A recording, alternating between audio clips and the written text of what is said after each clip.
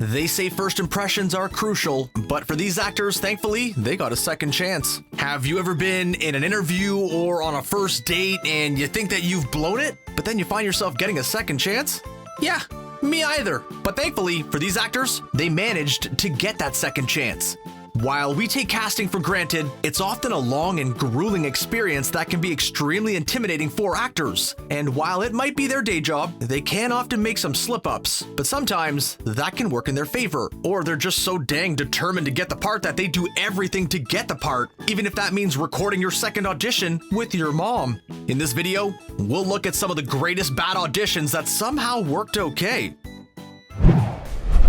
Ever since his Twilight days, Robert Pattinson has been mainly plying his trade on the indie circuit, but in the next year or so, Pattinson will be back on the posters of Hollywood films, with the actor working on two huge roles. Firstly, the role as the Caped Crusader in Matt Reeves' upcoming Batman film, as well as playing a joint leading role in Christopher Nolan's time-bending movie due to come out in August 2020. Although it almost wasn't so rosy for him as he genuinely believed he had blown his chance for the latter film, Tenet, apparently, Christopher Nolan courted Pattinson in order to get him and see if he was right for the part, and the two held a 3-hour meeting to get to know each other.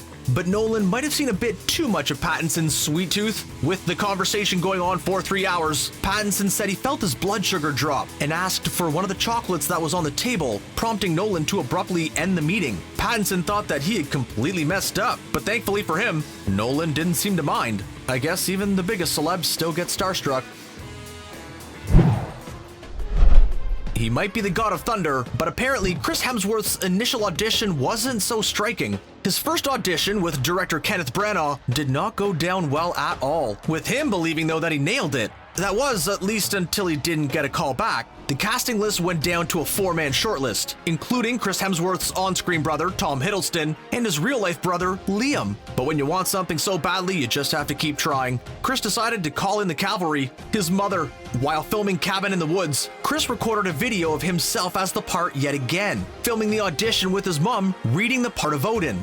Apparently, his mother was a good luck charm, and this time he was given a call back to do a second audition, and from there, the rest is history, with Chris snatching the role from his little brother. Turns out he isn't just our favorite Hemsworth, but his mother's favorite son too. During her audition for the role of Daenerys Targaryen on Game of Thrones, Emilia Clarke performed for the showrunner and HBO execs. But reading the room, she felt like it wasn't going well for her. In a moment of desperation, she asked one of the showrunners, David Benioff, if there was anything else that she could do, even going as far as to offer them tea. Benioff jokingly remarked that he wanted her to do a dance, but Emilia seemingly missed the joke and proceeded to dance. But wait, oh, it gets worse. Not only did she proceed to do a dance, but she did the funky chicken dance and then morphed into the robot. Spurred on by their laughter, she just kept on dancing. While her dance choices perhaps were not the best, she must have done something right, as she eventually got the part and hung up her dancing shoes for now. Jon Snow is known for his excellent sword skills and cutting down White Walkers, and it might have been Kit's fighting spirit that got him the role, but his fight wasn't quite so glamorous. Apparently, Kit and a woman that he was dating at the time indulged their late-night McDonald's cravings. Yeah, let's face it, we've all been there. And this was the night before his audition for the part, but as they sat down to eat, a man started being rude to Kit's partner, and like a trebuchet started hurling insults at her. Kit, being a man of honor like his on-screen character, wasn't having it and stood up to challenge the man for a fight. The problem was that the man had been sitting down and turned out to be mountain-esque size. And unfortunately for Kit, it turned out his fighting skills weren't quite as good as Jon's, with him taking a bad beating and getting a black eye in the process. So when Kit turned up for his audition the next day with a black eye, he thought he hadn't made a good first impression. But while his ego had been hurt, his chances were not, and he ended up getting the role.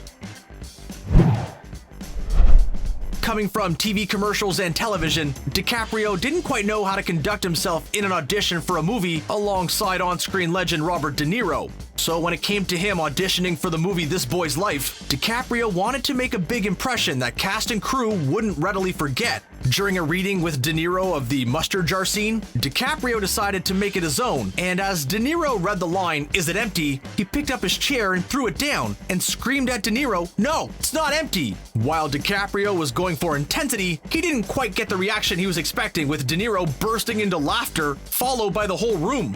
DiCaprio, misunderstanding the laughter, thought he blew it, and despite the director looking for something different in this scene, he and De Niro both saw something interesting in DiCaprio, and he ended up getting the part. Ever since he got his role as the genius, unconventional investigator Sherlock Holmes, Benedict Cumberbatch has gone on to star in movie after movie, but due to a big gaffe in his audition, it almost wasn't so. When hearing that Stephen Moffat and Mark Gatiss were working on a new Sherlock Holmes series, Benedict Cumberbatch got excited at the prospect of being a part of it and visited them at an apartment in London to audition. Also, there were producers Sue Virtue and Beryl Virtue, and while Cumberbatch knew Sue, he didn't know her mother Beryl. So as he was auditioning, Beryl came into the room, which is probably best to mention was her own apartment with tea and biscuits, and Cumberbatch thought that she was the actress playing Mrs. Hudson. Cumberbatch asked Sue Virtue if that was Mrs. Hudson, to which she replied, "No, that's my mother." Yeah, not the best first impression. Thankfully for Cumberbatch, the damage wasn't too bad, and he ended up landing the part.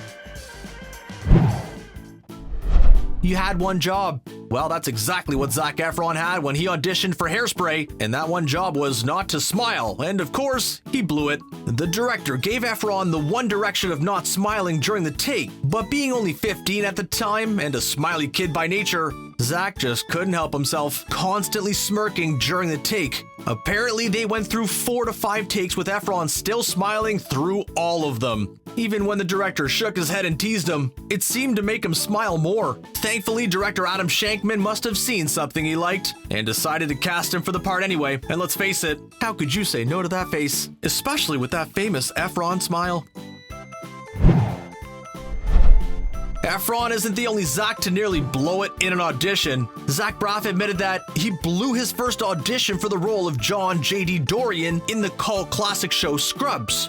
While it's hard to imagine anyone else as the lovable daydreamer with a bromance to die for, his first audition did not go well. Auditioning in his hometown of New York, Braff had gone out partying the night before, so when he came into the audition, he was woefully unprepared and he bombed. But as he returned to LA, he found out that the part still hadn't been cast, so he decided to go for the part again. Thankfully for him, his first audition must have been completely forgettable because the casting directors didn't even recognize him. This time, he actually prepared and remembered his lines, which is probably a good idea for the actor, and he made it to the next round of casting where he met creator Bill Lawrence, who almost immediately fell in love with him. So lucky for Zac, Donald, and the audience, he got his second chance. Otherwise, it would have been some random guy yelling "Eagle" while riding Turk.